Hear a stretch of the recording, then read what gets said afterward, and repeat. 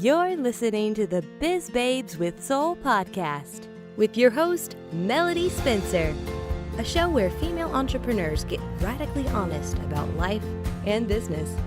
Today's episode is sponsored by Swiftly Social Digital Marketing. Swiftly Social helps people create a heart-centered digital marketing and Facebook ads strategy that gets you results. For a free video tutorial on how to grow your Facebook following by 10,000 or more, visit swiftlysocial.com. Hey guys, welcome to the Biz Babes with Soul podcast. I am, of course, your host, Melody Spencer, and I am so excited to have Ina Coveney here today. She is a business coach and a WordPress expert. Gosh, I can't even say that word. WordPress expert, which I should know how to say because I use WordPress. And she is just so fun to talk to. I connected with her on Facebook and we've just become friends since then. So welcome, Ina.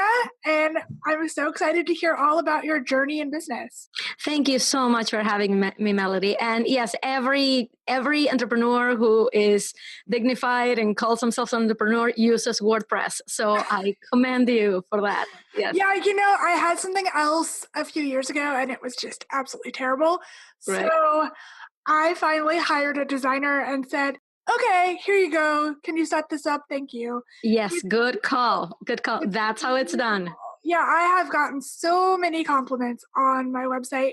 And because I know the basics of WordPress, I can go in and add things, change things, schedule my own blog posts, whatever, because WordPress is pretty easy once you get the hang of the basics. Exactly. I think that's the key to it. Like it's easy once you learn it, right? And once you learn it, it's a lifelong skill that you just gave yourself to be able to edit anything on your site and not have to run into an emergency on Sunday at 10:30 where your web person is nowhere to be found and you have the wrong date of your launch on your website and you have no idea how to even go in because you don't have the login. And I don't like for people to be caught in those situations. So yeah, learning WordPress, lifelong skill. Well, cool. So tell us more about you and how you got to where you are. Oh my goodness. All right. So it all started. First of all, I'm going to address the elephant in the room, my accent. Where am I from? I don't want you to spend the next hour trying to figure out where the accent is from. I am from Venezuela, originally, Venezuela in South America.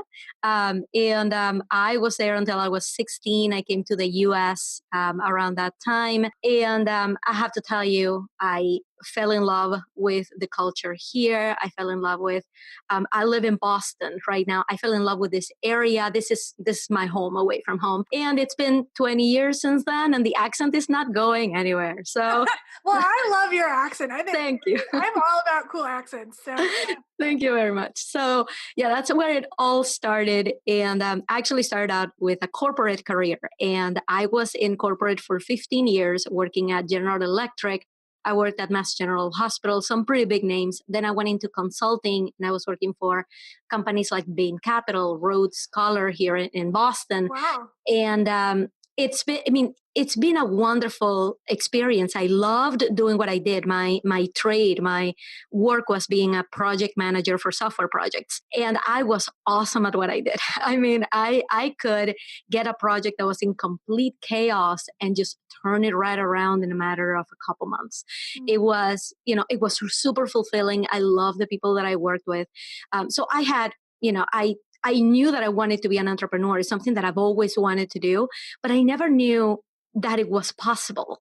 I thought it was just something that other people did. I thought it was something that you did when you're Mark Zuckerberg and you drop out of college to do this in your garage with other equally smart people. And I didn't know that it was a thing. I mean, now that, I don't know, Melody, are you like part of this clan that you started out in corporate and went off to do your thing? I was an executive assistant for years. Yeah. And I hated my job. Yeah. And I just was like, you know what? I'm going to try this. Much like you, I thought entrepreneurs were like Steve Jobs or, right.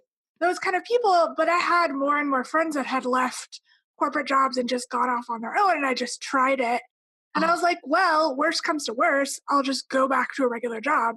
Right. And here we are almost 7 years later. That is amazing. Well, I made my pivot this past January. So I'm going to tell you a little bit about that. First of all, you are very lucky to have had friends who had already done it because I knew no one. I mean, Oh, I wow. have been so let me go back a few years. Back in 2011, I had my first baby, and just like any other mom who just had their first kid, and she prides herself in being, a corporate career woman, right?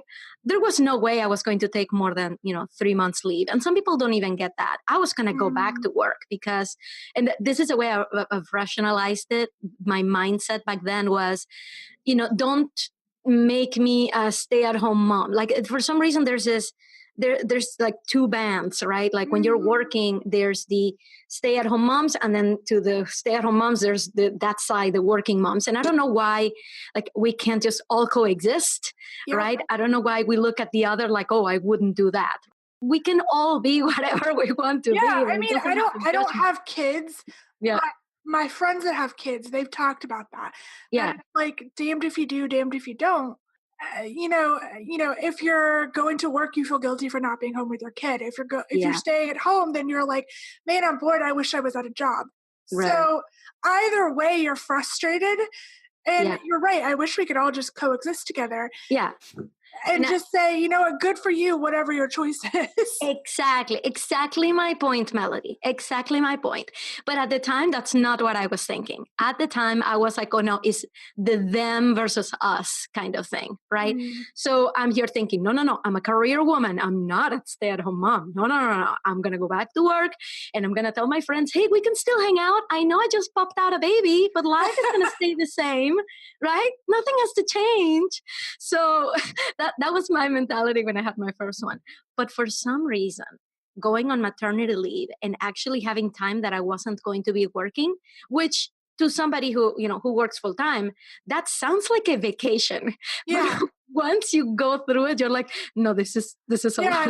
Not with an infant. That's definitely not a vacation. Exactly. It's not a vacation where you don't sleep. Exactly. It's a vacation where you don't sleep. Exactly. Where you don't sleep and you barely take a shower because you don't have time for it. But I'm here thinking, oh, maternity leave 3 months without working. That's like a vacation. That is amazing. So I had my kid. First month was, trying to get used to what the group was, baby only sleeping for a couple hours at a time. Then the second month was more like, okay, let's accept visitors. Let's start going out a little bit more, like, for walks, right? I'm not talking like take him into town, but like, like not for a walk, getting out of the house. Then the third month is when I was like, okay, I got it. I got the groove of it. And now I got like 4 more weeks of this.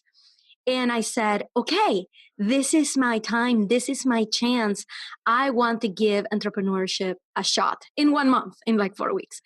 So what I decided to do, because I knew WordPress, I had worked in it just a little bit.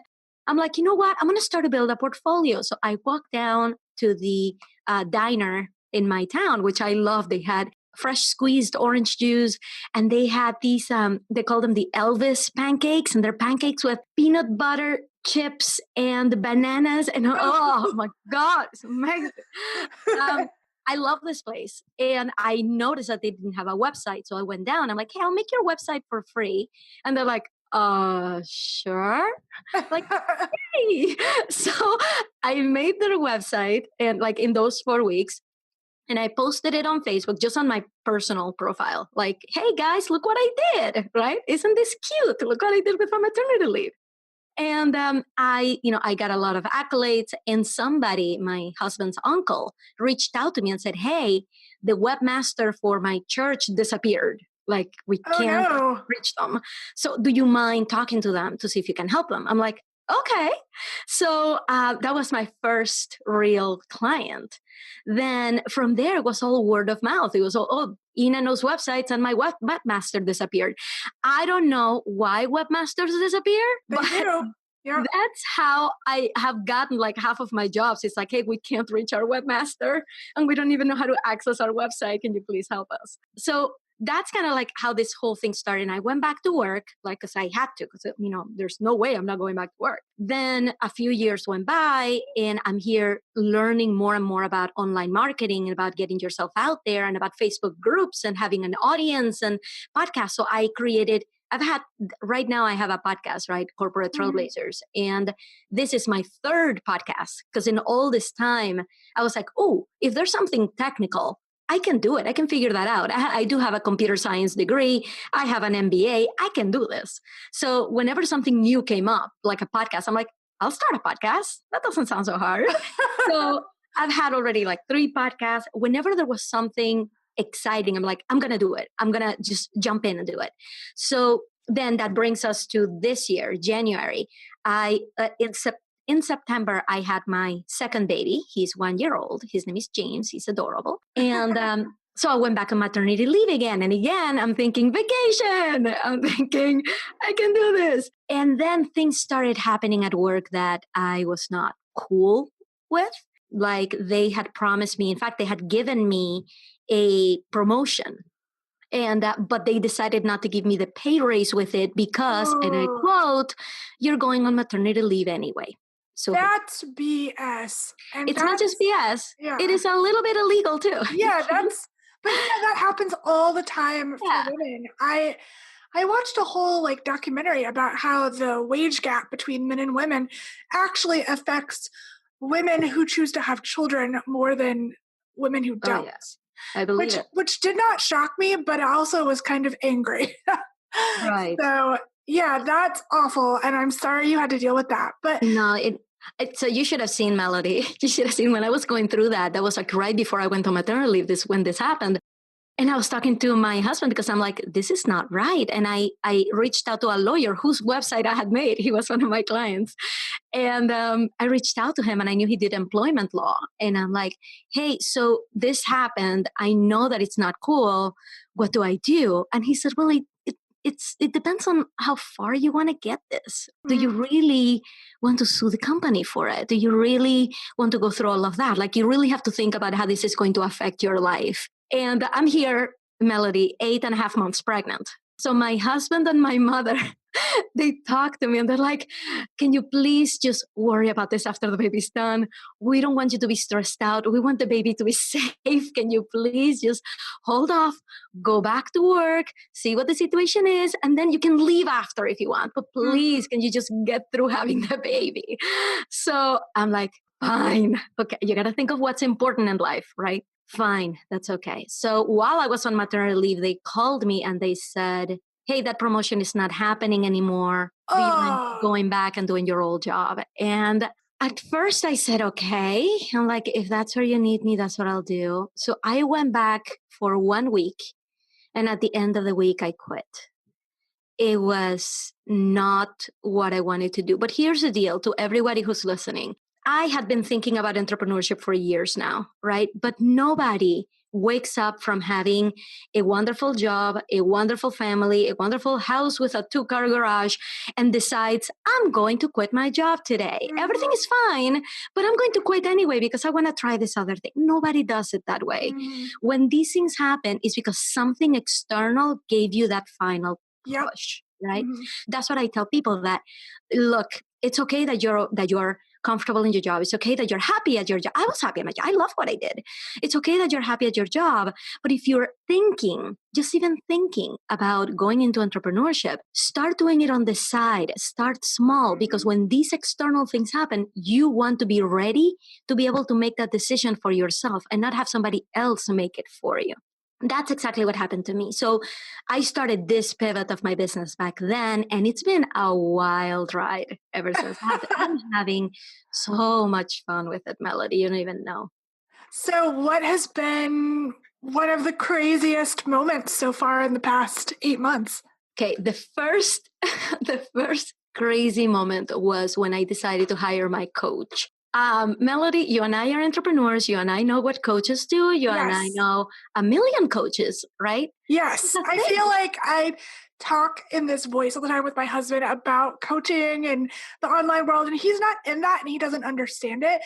So I Right. assume everybody knows these big name coaches. And then I'm like, Right. oh, wait, no, you have no idea what I'm talking about. Exactly. I mean, I'm telling you, when you work full time, work at a corporate job or whatever it is, you have no idea that there is this entire other Mm-hmm. ecosystem of coaches, of people helping each other create businesses and make money. You have no idea. Mm-hmm. So that's where I was. I just quit my job.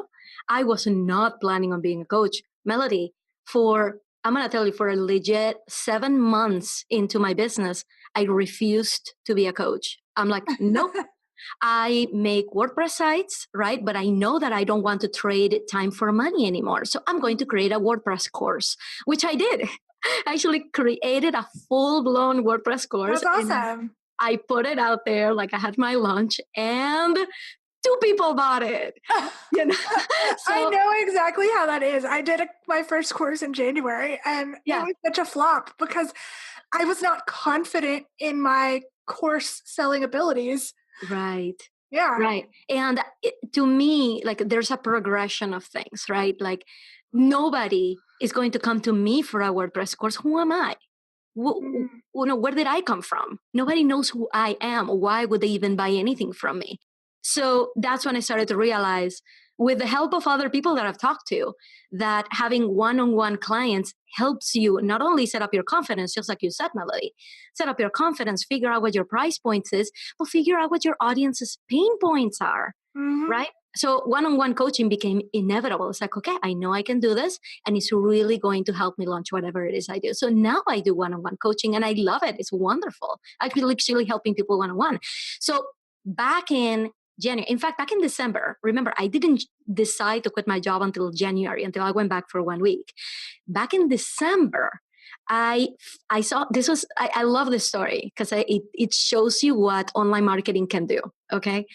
By this point, I had been studying Amy Porterfield, Mm-hmm. and, I knew about the online marketing machine. I knew about opt-ins. I knew about freebies. Every time that I saw a Facebook ad, I would study it. I would be like, okay, what are they doing right? What are they doing wrong? Mm-hmm. So I was lying in bed in December. My baby was 2 months old. And it's a Saturday morning, and I'm scrolling through the news, and I see a Facebook ad, because you can put Facebook ads on different platforms, right? So I wasn't on Facebook. I was on my Flipboard app, on my news app, but a Facebook ad came up, and it was this girl, and she was sitting at a desk. She was smiling. She had a mug in her hands. I don't drink coffee, but I know people drink coffee, and it makes me think of milkshakes. So I'm like, okay, milkshake, that's fine. Hot chocolate, that's all right. And she's smiling, and she's looking at the camera, and the caption says something to this effect: "Hey, all you girl bosses out there." And I'm like, I'm a girl boss. I can do this. And she's like, I have a free entrepreneurs resource library. Just click here. And I'm like, I could do that. All right, click. I get access to the library, and then I find the Tripwire, right? It's just that thank you screen that tries to upsell you in something else.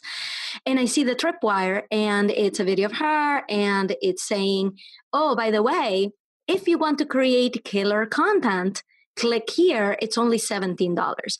At this point, I had realized that all the money I had made in my business making websites, I was not using it. I had very low costs, Melody, because it was just me making a site. It's just my time that I get paid for. I don't have tools. I don't have, things that I need to buy. So I was just accumulating money on my business bank account and then paying a crazy amount for taxes. So basically, I was just building, a bag of money that I was just giving the government every year. At this point, I had realized, I really should spend that business money so that I can write it off, so I'm not spending so much on taxes.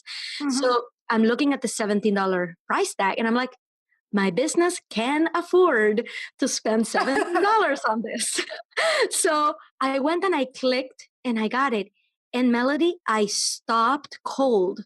I was like, oh my goodness, this girl just got me from having no idea who she was to buying something from her in a matter of 5 minutes. Mm-hmm. I couldn't believe it. Whatever that was, I needed to have it. This girl's name is Rachel Ngom, Ngom. Oh, yeah, I know who she is. Yeah. Yeah. And so I immediately replied back to the email that I got with the freebie. And I said, Rachel, I don't know how you did that, but that was very impressive. So she replied and she said, thank you very much. Would you like to get on a call? Now I understand what she was doing, right? She was starting her coaching practice at the time, and getting people on the phone is very important. Yeah. So she's like, would you like to talk about it? I'm like, sure, that is so nice. So I got on the phone with her. She talked me through the questions that I had. She let me talk a lot. And then at the end, she said, well, I help entrepreneurs with this. I help them get their freebies set up and their website set up. And I'll guide you through all of that. And when she gave me her price tag per month, I was like, ooh, that's steep. That's exactly how much my business is making per month, like my steady, passive income. Mm-hmm. I'm like, that's exactly how much my business makes per month. So that's a little bit steep for me. Is it okay with you if I just try a few things for 6 months and then we regroup? And she, the savvy businesswoman that she is, she replies, she's like, okay, you can do that. But tell me one thing. How long have you been trying to get this done on your own? I'm like, about a couple of years. And for the first year, I created a freebie that took me all year to make, and it never saw the light of day. And she's like, okay, so what makes you think it's going to be different from now until 6 months from now? I can just help you do this now so that 6 months from now, you're already making money. And I'm like, that's attractive. Let me think about it, because I don't like making decisions on the fly. Let me think about it. She's like, okay. So remember, I was planning on going back to work. So I'm like, let me get back to work. Let me see what the schedule is going to be like with the baby, and we'll figure it out. She said, okay. So as soon as I quit my job, I got on the phone with her again. It was February 8th, our first meeting, which is I consider to be the birthday of my new business, February 8th. And I said, okay, I'm going to sign up with you and let's do this. But I'm telling you, I had no idea about the coaching world, and she introduced me to this entire universe. So I think that was probably the craziest thing that I did, and the one that paid off the most, because since then I've had 3 webinars, 2 5-day challenges. I've created an entire course. I have a VIP community, and I have a public community. I have a booming Instagram account that I'm still working on. My Instagram account, that's has been my focus for the past month.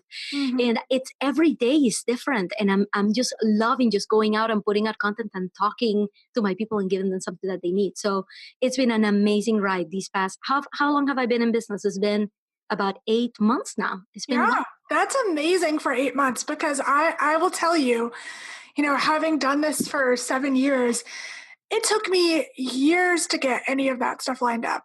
Right. And I didn't hire my first coach until last year. Right. Because I, like you, I thought I can do it on my own. Right. And I also didn't have the self-worth to say, this is what I'm going to charge. This is what I'm actually good at. I just said, you want to pay me to do X, Y, and Z? Sure. Give me your money. Right. And that's what I tell women all the time. I'm like, stand in what you're good at. Stand in your worth. Stand in your prices, because you will not have to deal with so much heartache, so much stress, so much frustration if you just get those key things figured out right away, like you did, rather than mess around for years like I did. And tell me a little bit more about that. What were the first 6 years of your business like? I quit, again, without any huge plan, kind of like you. Yeah. I quit because the inciting incident was, I was an executive assistant for an insurance company. Mm-hmm. Grandmother passed away, and I had to go to her funeral, and then I got stuck in an ice storm when that happened, and I couldn't get back to the office. And my boss was like, you need to get back here. You're needed. And I was like, I am at my grandmother's funeral, and I cannot control the weather. Right.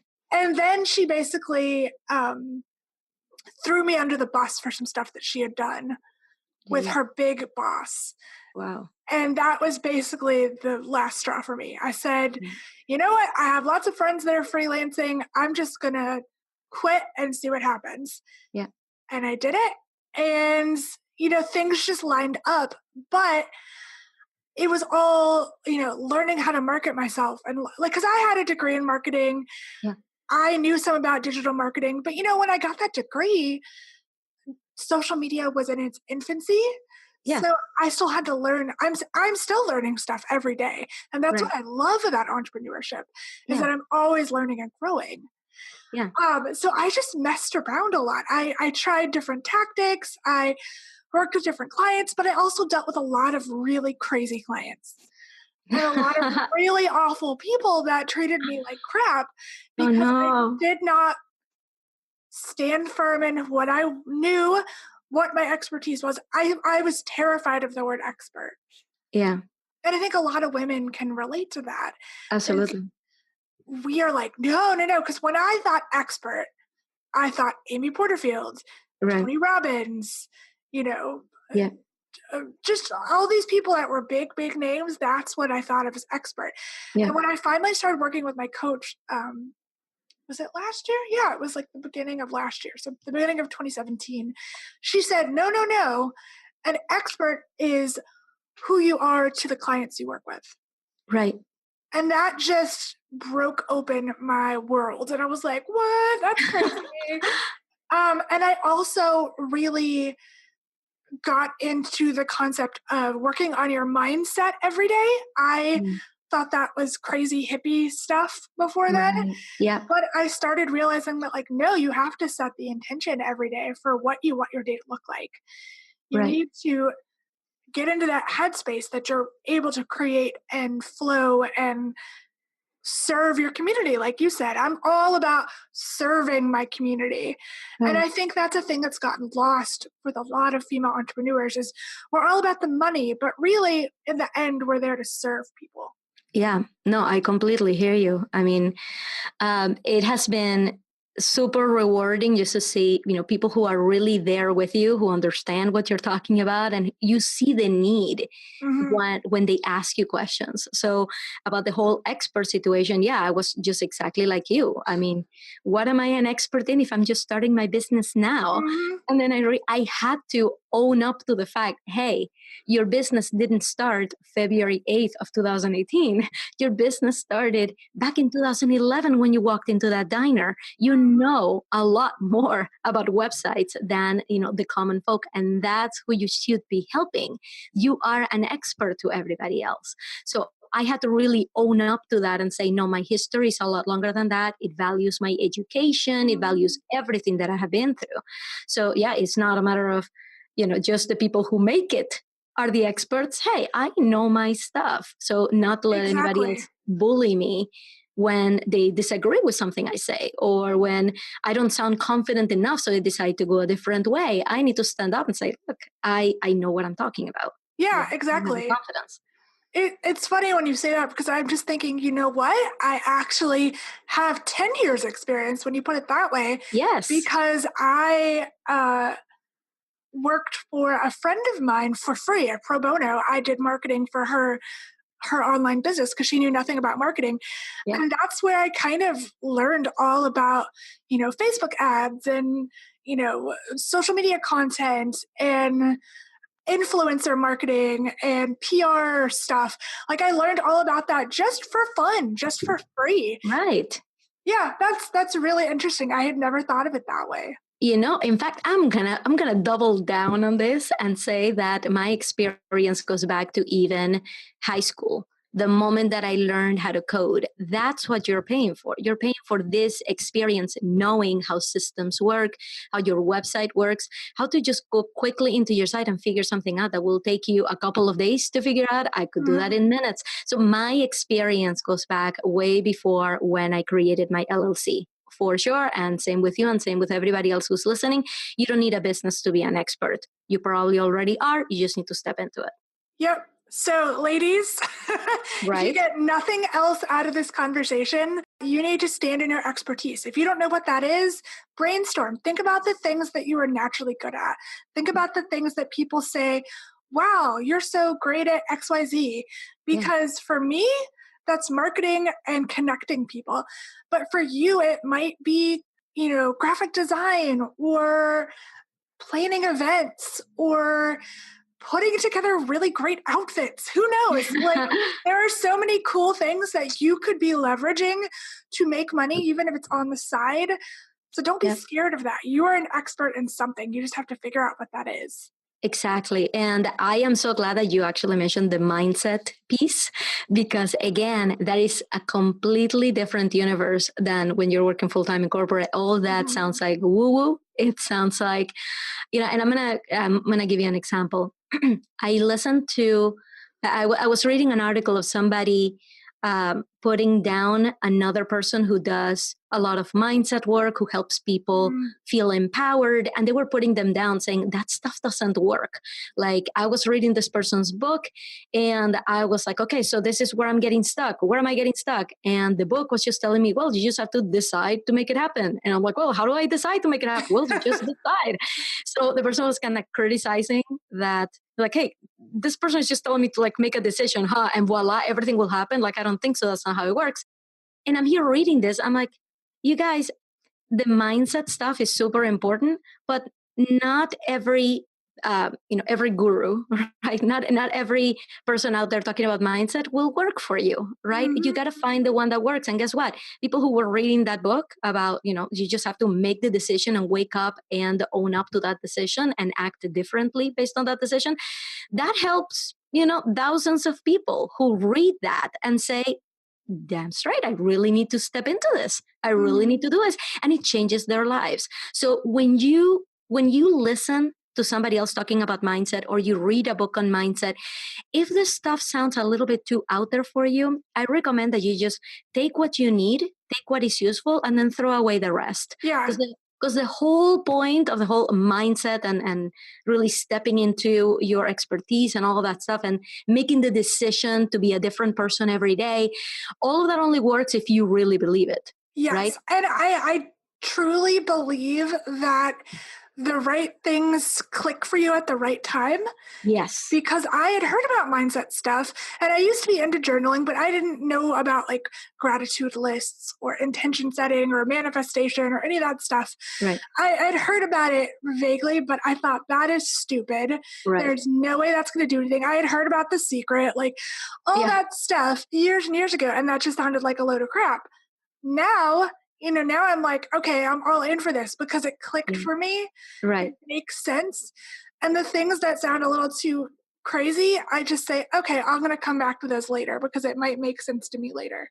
Exactly. I love it that you said it that way, because it's true. Like, by the way, I'm like, I did see the movie The Secret, and I'm telling you, it meant nothing to me. But I have been following other people who are into manifestation. And I, like I just said, I just take what is useful, leave the rest for later, or leave the rest for like, okay, that's just not going to work. But what has really helped me is understanding that your mindset is what guides your life. If you are thinking, oh, all of that stuff is stupid and none of that is going to help me, and that's just for the hippies, and that, is, why am I spending time meditating when I could be actually getting things done and doing things, right? Like, that was my mindset. It's like, why am I even spending any time thinking about this stupid stuff when I could just take action and see results? You know why? Because the actions that you take, if they come from a mindset, from a position of I am less than, people are going to notice everything that you put out there, every action that you take. People are going to smell it on you. It's incredible, the aptitude that people have for sensing how you feel about certain topics, by your body language, by the words that you use. So taking action is not enough. You have to take action that comes from an inspired place, from a confident place, so that you can transmit that confidence onto everybody else who wants to follow you and who wants to do what you're telling them to do. But if you don't have that figured out first, the people are not going to come. So it's not like take action and you'll see a result. Is work on your mindset. Make sure that you're sure of what you're saying, what you're doing, that you love doing it, so that people will see that passion and that energy and will be attracted to you. So the way that I explain manifestation to people is, hey, you guys, it's not like there's this entity called the universe dishing out free stuff. And all you have to do is raise your hand and say, hey, I want $1,000 over here, please. And when the universe doesn't give you $1,000, you're like, see, that stuff doesn't work. That's not what it is at all.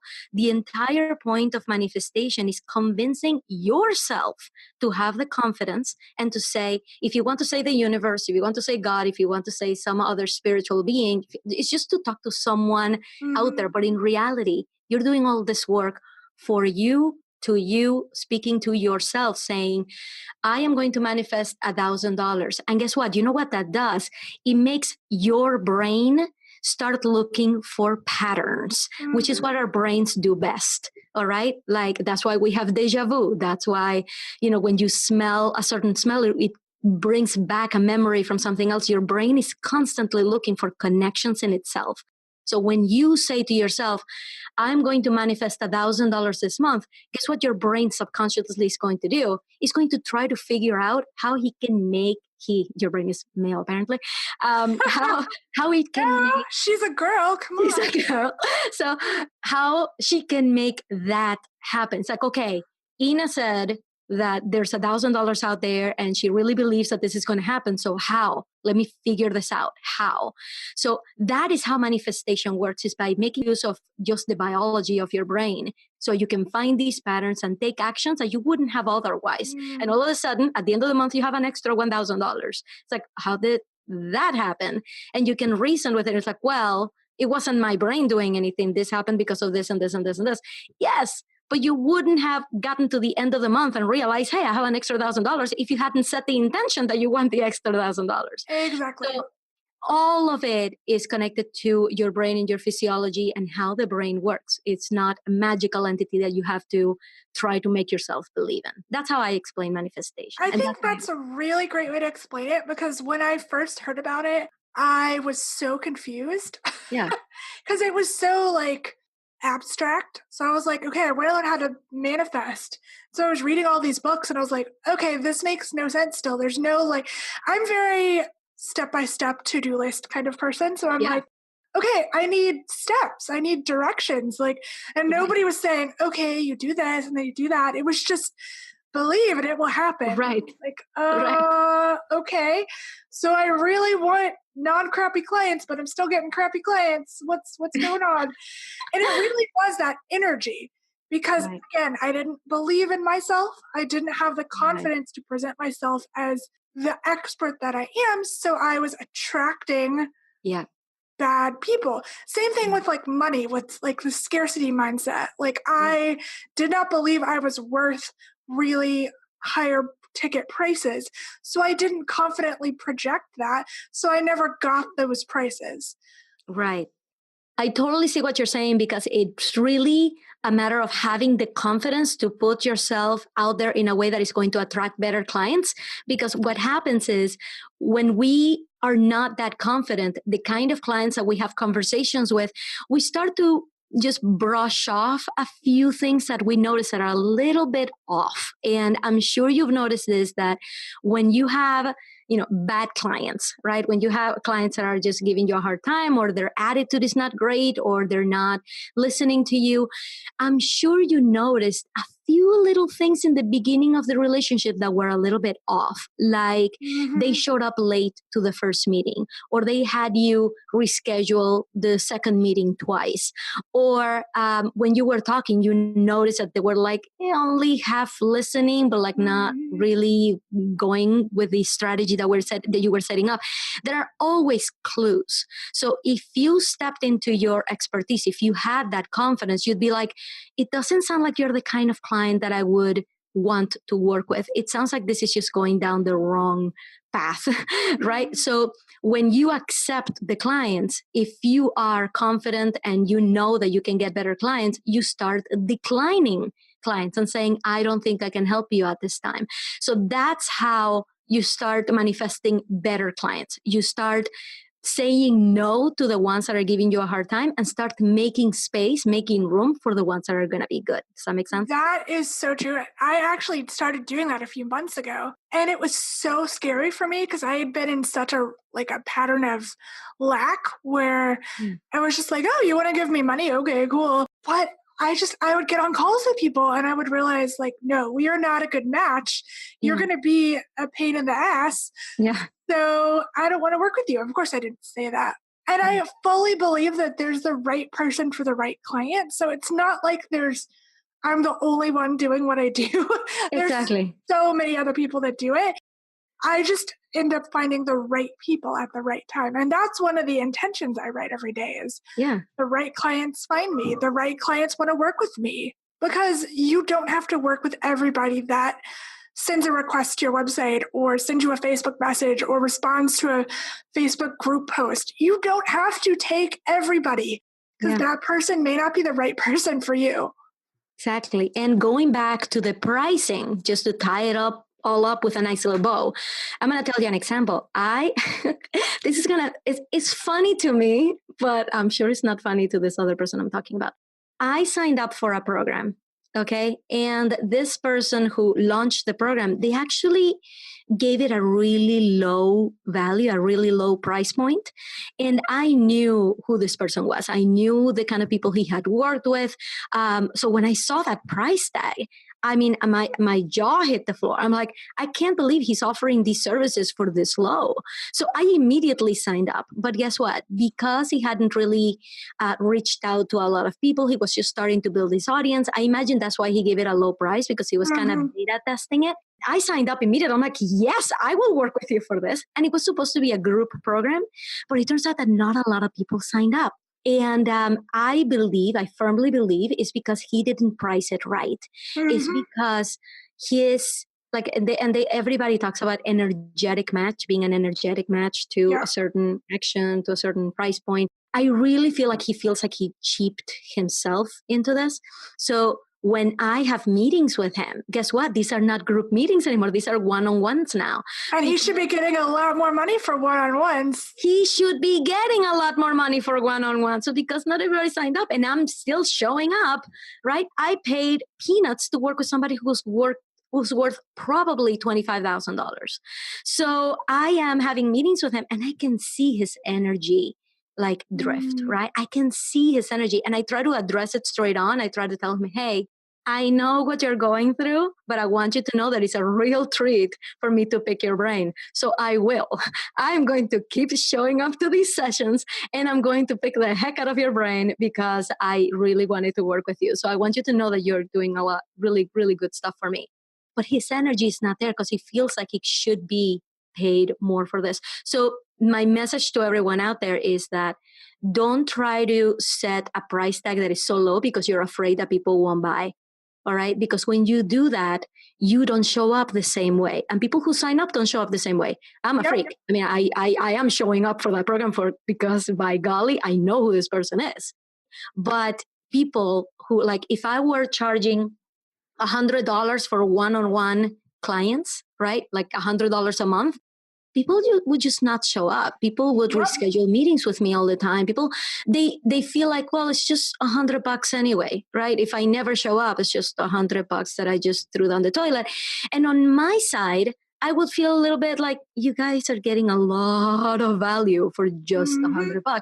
So your price has to really match your confidence, your expertise, and the expectations of your clients so you can both show up and really give your best. Yes. So that's why the price point is so important, so related to all of it. It really, really is. And it's taken me so long to figure that out because I do a little bit of business coaching sometimes. And I worked with a girl who was new in business and she kept having really low package and low session prices for her coaching.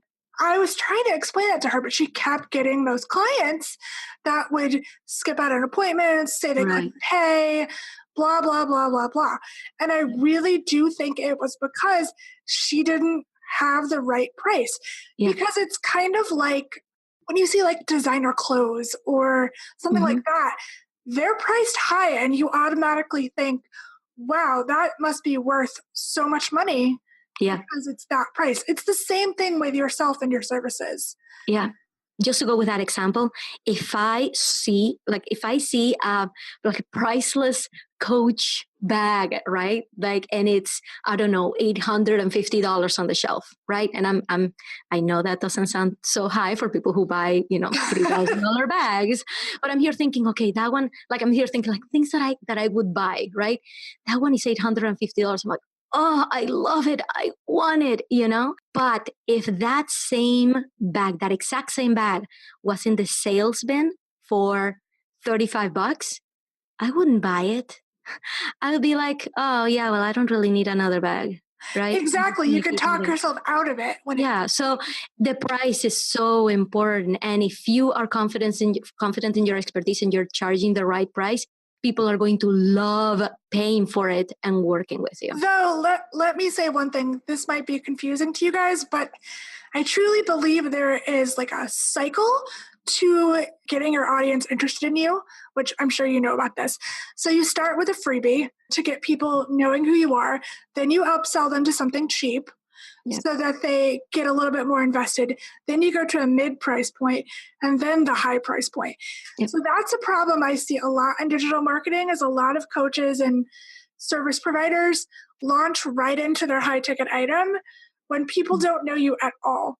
Right. And there's no way I would pay for one-on-one coaching with somebody that I had not been following or done some low-price stuff with or gotten to know. Like, you wouldn't walk into a furniture store and not even sit on any couches and say, I'll pay for this $1,000 couch right now.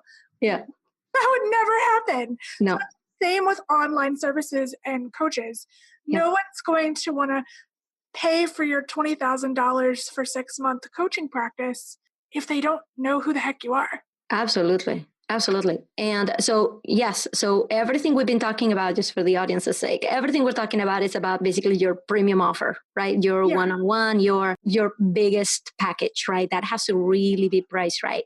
Everything else that Melody just mentioned is your sales funnel, right? And getting people to, like, easing them into getting to know you so that they're comfortable enough to really pay the big item price. But yeah, absolutely. Just like Rachel did with me, right? I downloaded her free resources library and immediately a $17 offer, right? And I was hooked. And then she got me on the phone and she got me to buy her one-on-one package, right? So that happened very, very quickly. That's kind of like the point of efficiency that you want to get to. Yeah. But, that is not the norm. The norm is you hang out at people's groups, you consume their free information, you value their time. So whenever you get like one-on-one exposure, it's amazing. And then you decide, you know what, I'm going to stop dilly-dallying, I'm going to stop playing around, and I'm going to hire this person to really make something happen. Yeah. That's so true. So this has been the most fun conversation ever. I thought this is great. Yeah, well, I hope you guys enjoyed, Ina, and tell everybody where they can find you if they want to come work with you. Yeah, thank you. So I am at inacoveney.com. You can follow me on Instagram at inacoveney. Make sure to spell Coveney right, Coveney. N-E-Y. It ends in E-Y. People end up just saying N-Y. It's N-E-Y. And so find me on Instagram, Ina Coveney. I also wanted to give you guys a little treat. So Melody, I created a special link just for you. It's at inacoveney.com/melody. Ooh. And anybody who goes and checks that out, because we were talking about stepping into your expertise and figuring out what you're good at, I actually have a passion questionnaire. So what that does is you put in your name and email, and it takes you to a form where it guides you through certain questions you should be asking yourself to figure out where your expertise is. Mm-hmm. And I've actually gotten so much good feedback from this questionnaire because it gets people to really think about what they're good at and how they could make money online by doing that thing. So I love this questionnaire. Just go to inacoveney.com/melody, spell Coveney right. It ends in EY. And it'll take you straight there. And I would love to have you there and see you there. But thank you so much, Melody. This has been a wonderful conversation. I really had a lot of fun. I can't believe how much we covered here. I know. I feel like we covered everything. Yeah. You guys are going to have fun listening to this. So I hope you guys enjoyed it as much as we did. And we'll see you on the next episode. Bye. Thank you, Melody. Bye. Thank you for joining me for the Biz Babes with Soul podcast. Don't forget to like, subscribe, and share with your friends. To learn more about me, Melody Spencer, and the show, please visit swiftlysocial.com.